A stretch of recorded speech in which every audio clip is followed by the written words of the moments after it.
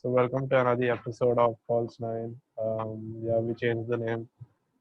We thought this one was a better one, and today we are going to discuss about moves that have taken place in the Premier League and how Chelsea have dominated the market. So we have with us one Chelsea fan here. He's Ohan. His name is Ohan. Uh, so Ohan, sorry, you got No, no, something to say, Nigel? no. I thought his name was Rohan first, so not Rohan. Like, it's Ohan. Oman, if from all the signings that Chelsea have made so far, which one has been your favorite, and which one do you think will like have the most impact this season? Uh, I think Werner and Ziyech, both of them are good signings. Like, But if you had to pick one, like who do you think will have the most who will be the most impactful this season? I think Werner. Because Uh, no, he can like Pulisic and Ziyech can put in good crosses and he has good height also. So aerial abilities are there and his finishing is also quite good. That's why. what do you think will happen to Tammy Abraham? Like, will he have a limited role, or Chelsea might, look into loaning him out of the club and keep someone like Olivier Giroud as back? I don't know. Who would you prefer backup striker? Giroud or Abraham? Giroud for me. What about you, Nigel? Backup striker, I'd keep Giroud.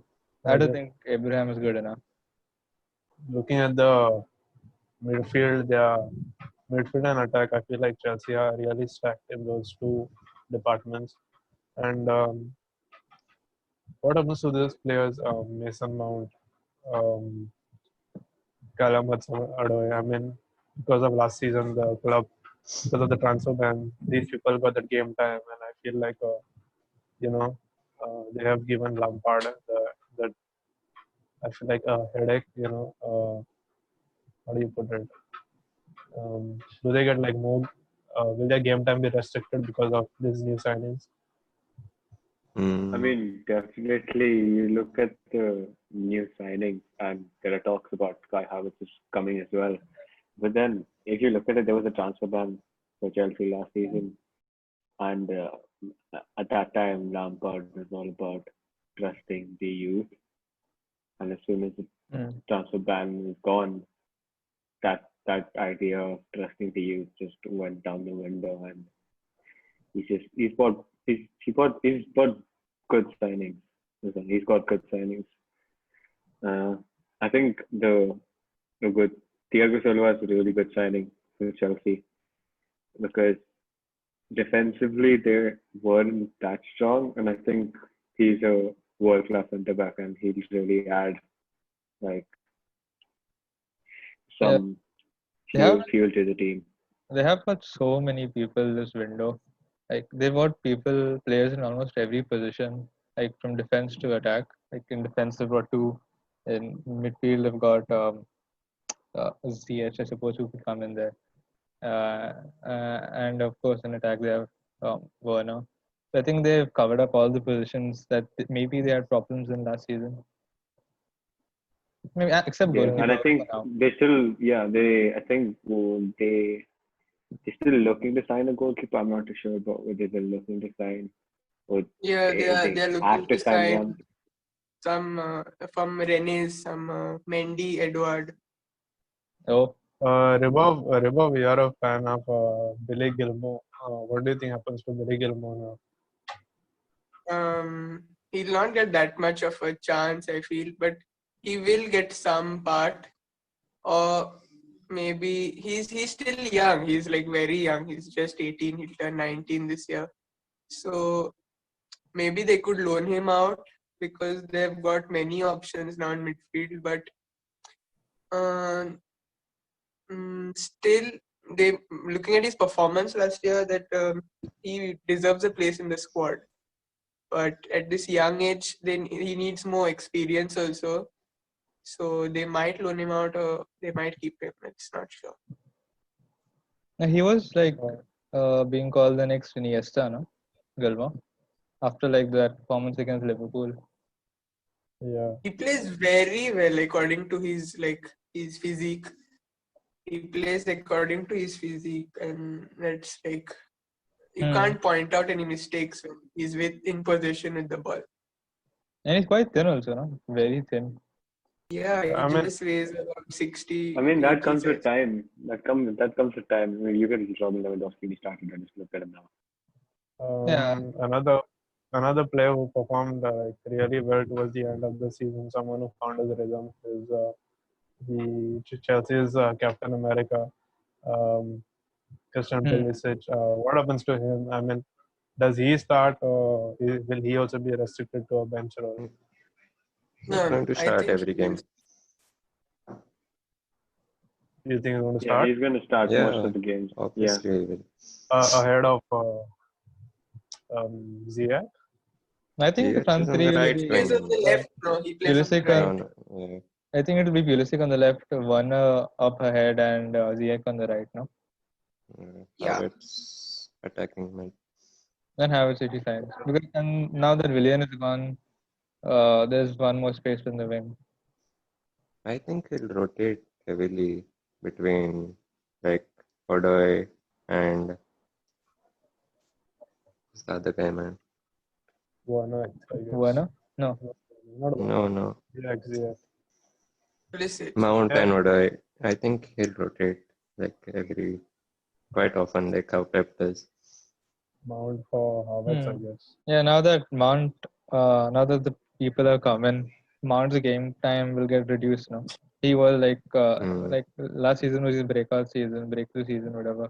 And now that people are coming to challenge him for his spot, if he doesn't perform well, all that effort could go down the drain, and he could be sold next season if nothing goes to plan, I I mean, suppose. do you think that Chelsea should consider loaning out these players, Hudson Odoi and Mount, because these two players are like they've got a very high potential, and they could turn out to be like future England stars. How So old should is they be Hudson sent Odoi out though? on 19. No, 20. 20. 20. His age. Yeah. Oh, okay. Don't put it that way, Reba. Yeah, I mean, if he's 20 years Hudson-Odoi is old, then 19. like if he's 19 No, or but 20 like years in old, all, if they keep Hudson Odoi and Mount and everyone who performed last year, they will have a very strong squad this year. Compete in all the competitions, I feel. Yeah. Because last year, even though they played with youngsters, they still came in the top 4 and they had a very good team. They performed really well. So now with the new signings, I feel their team is even stronger. And I don't think they should loan them because it'll be in their advantage to leave they are in the squad.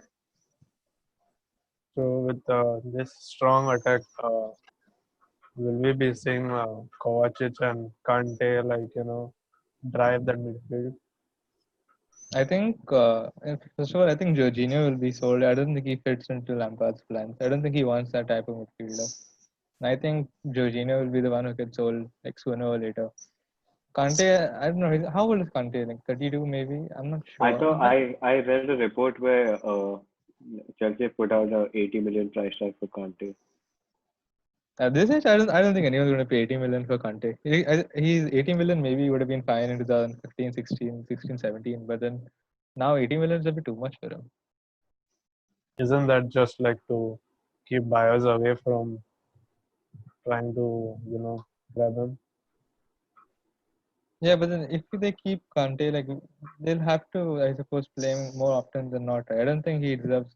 He is good for the bench. I think he deserves to be starting every, or if not, like almost every game of the season. But he will start, no? Who else do they have? I don't think he started. Lampard didn't start him a lot No, towards the end of last he season. was injured But he was last injured, season. no, most of the time. Most of the time, yeah. But He then was wouldn't you injured. wouldn't you prefer midfield three of Kante, Havertz, and Kovacic? Yeah, Kante will sit back mostly. Like last year, he had an attacking role most of the games. But now I think because Kovacic and Havertz are there, he can sit back most of the game. So that means there's no place for Mount in the starting 11. No. I don't think No. so. Hmm. Speaking about Chelsea and their latest signing, Thiago Silva, what do you all think that? What do you think does the Brazilian bring to the table? I don't think he'll be that big of a signing, to be honest. He's 37 years old, and that physicality of the Premier League is a bit too much for him, I think. 35. 35? Okay, He's he's 35 years he's old. pretty old. I think You're just guessing it. I think it's the same You're because just guessing the age. Give even him also 1 year contract now. They signed him only for 1 year, and then there's a chance of extension for another year. yeah, also like the season when Lichtsteiner came to Arsenal, he was like 33 or something. I don't know, I'm not sure, but he was like in the late 30s, and then he came in as right back, and he didn't adapt very well to the Premier League. So I think the same is going to happen to Thiago Silva. But if you look at Thiago Silva's last season, he played 32 to 35 games, I think.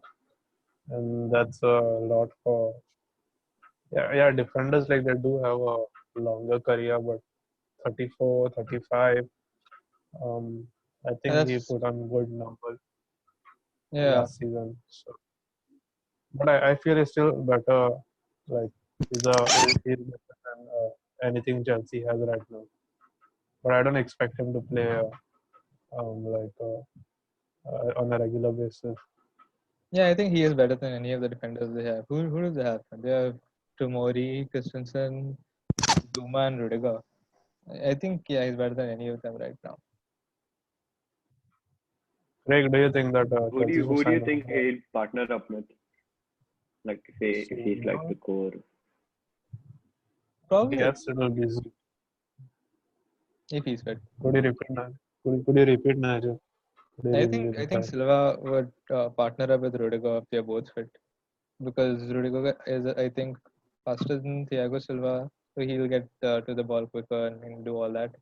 And Thiago Silva has that like calm composure about him, experience. Not saying that Rudiger doesn't, but Silva has obviously has that more. Yeah, they did sign this guy Ben Chilwell, but with that defense, do you think that the Blues can compete for the title this season?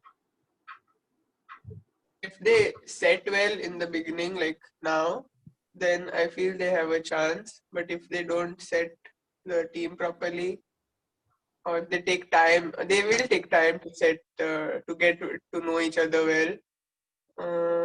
But because they don't even have a long preseason, but like they are, I think, contenders in the Premier League. Oh yeah, you think so? I don't think they'll be contenders this season because there'll be a lot of transitioning. I think remains to Do be you seen. think But the link up between say Havertz joins the link up between Havertz and Werner since they're already teammates at Germany? Do you think that could be if link up if Havertz comes, it would could make be. a big difference? Yeah, could be if Havertz. But I feel like they only played together in on the international level. Just Germany's game and not at the club level. So I still feel like they are fairly new to each other, unless they have played with each other, in the younger divisions or something like that. Yeah, I think it remains to be seen what happens with Chelsea. Yeah, Now, it could. speaking of defenders, Matt Doherty moved from Wolves to not Arsenal.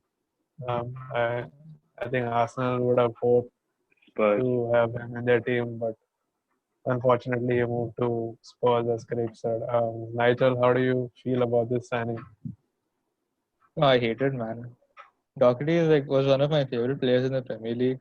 I even thought of getting a shirt, like the wool shirt or Doherty on my back. I had some retailers they were selling. But then now that he's gone to Spurs, it feels so bad. I can't look at him with that holding that Spurs jersey. It looks so wrong. It just feels so wrong. Like something happens to me. And It doesn't look right to me. And then what do you feel about the tweet that you deleted in front of the whole world? yeah, it is so annoying that video. He's looking at the camera and giving that stupid smile he gives. I don't know what's up with that video, man. Idiotic smile, like nonsense. Other videos. What does Doherty add to Mourinho's team that they are missing right now? An attacking wing back, I think quality attacking wing back. Yeah, they have that in Aurier Aurier. was good, But they had but that in he's better Aurier. than Like Aurier. something is that debatable? I don't think so. He's better than he had a better season than Aurier, and his qualities I feel are better than him. Yeah, I feel he's better than Aurier. Much better than Aurier. Because Uh, usually Marino, like, he plays 4-2-3-1, but usually the right back goes higher, and the three like the rest of the three backs, they stay back. So the White House of London signed a defender, Matt Doherty, and we just got news that even Arsenal have completed the signing of Gabriel. What do you think of the signing, Nigel? I think we've been having defensive problems for a long time. I mean, everyone knows that. We haven't had the best defenders for a long time. Maybe Koscielny, I think, probably was our best defender, and then he left. But after that, we really haven't had any good defenders. So Gabriel has. There's been a lot of good reviews coming in about Gabriel, and also with him we have Saliba, who's coming back from loan from Saint Etienne, who we already did sign last season. But now that he's coming back, him and Gabriel, I think, will be. I hope it will be a good partnership. Gabriel, he has supposedly played well in his league last season, so for Lille. So I'm excited to see what's going to happen, and also the fact that David Luiz is there to sort of be a mentor figure for him, for both of them, Saliba and Gabriel. So that helps the development. So with the addition of Gabriel, do you think Arsenal will no more be a club prone to conceding those comical goals? Mm, I hope not. I can't say will not get out of that thing. I mean, we still have some defenders, I suppose, who'll make mistakes. I don't think Gabriel and Saliba will start every game of every competition because they're so young and they still have to be integrated back in the squad. I mean, not back into the squad.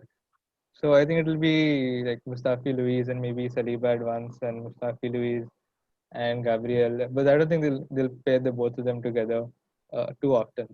So as long as there's Mustafi and Luiz, comical goals will continue. Okay, so now let's move to Manchester United, and Van de Beek is reportedly undergoing a medical, and I feel like I should be questioning myself over here, but I'll just leave it to you all. How do you all see Van de Beek fit into United's midfield?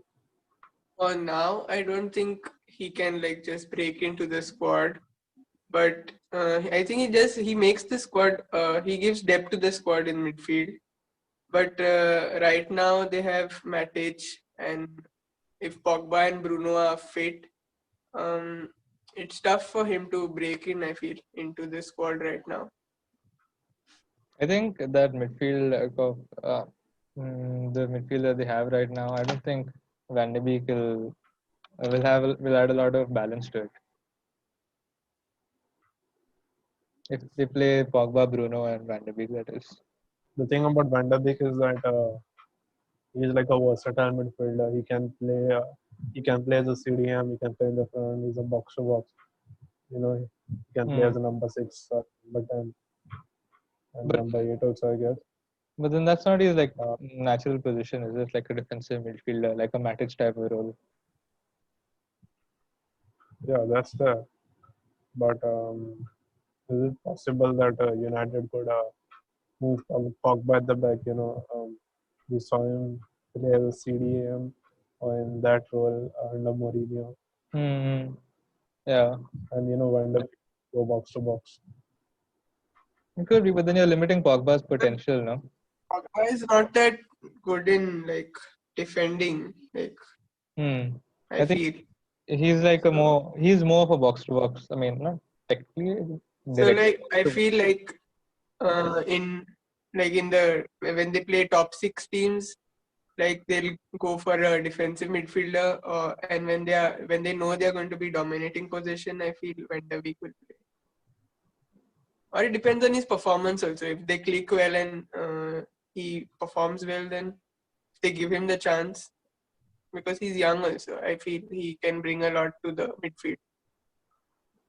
I think they're gonna be switching a lot between Van de Beek and Matic.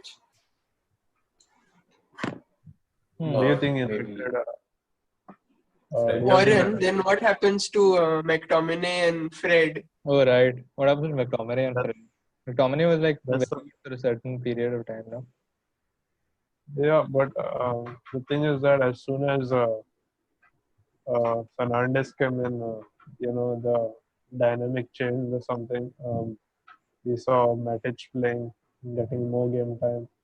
I mean, Matic's form also improved, but I think everyone, the United fans, are aware that McTominay is more of a squad player, um, and I feel like it's best that United keep him right now because if you all watch the 18-19 season, he had fantastic games against PSG and Barcelona, and I feel like this guy's got potential, but I don't see him walking into a starting 11 when you've got players like Pogba, Bruno, and Van de Beek right now. What about Fred? Fred, there were rumors about him getting loaned out, and just a few hours ago, or less than 12 hours ago, some United page on Instagram posted about him being linked with a move to Galatasaray, and Fred liked that post. So I don't know, Link to what where? to make of Link to that. where? Galatasaray Uh, or Galatasaray. The What about Turkish club. Pereira?